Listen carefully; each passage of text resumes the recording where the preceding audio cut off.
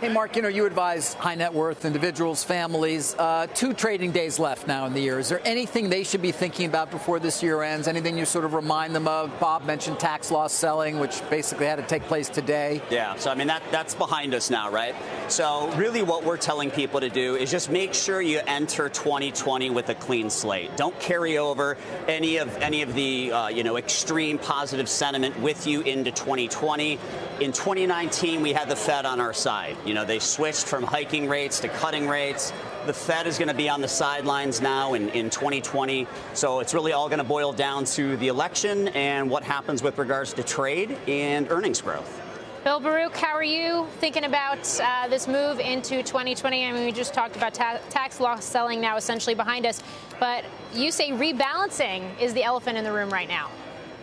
It really is. I mean, you got pension funds that those are the elephants. They're going to have to rebalance. You got stocks gain, 30% this year, bonds up 8%. At the same time, Q4 is where a lot of them look to rebalance. And Q4, stocks well outpaced bonds, which were flat. So you're going to see some rebalancing here over the next month or two. That could bring a little bit of, ultimately an orderly move lower would be very attractive to set up for the rest of the year. That's what you could hope for to see. I think right now you got a lot of tailwinds from U.S. and China trade, but when those kind of pivot out, you could see that the pension rebalancing be something that put a little bit of pressure on the market. How's seasonality factoring into all of this, Mike? I mean, we've seen a Santa Claus rally. Yeah, it's gone right according to script for the most part. Even to the point where December, the market was in a pretty good spot going into December, and people thought maybe it had used up the Q4 rally. Clearly not the case.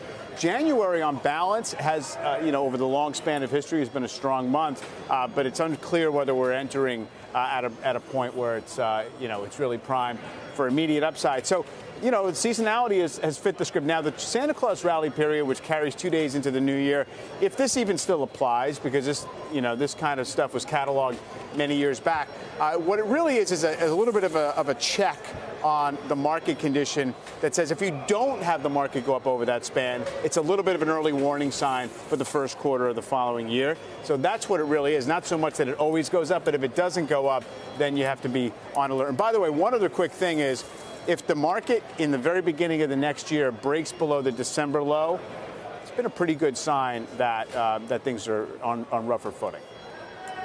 And he's got 1 million of them, doesn't he? It's incredible. Well, they don't change from year to year, so I can just pull them up and download them every day. Against him? I mean, come on. It's crazy.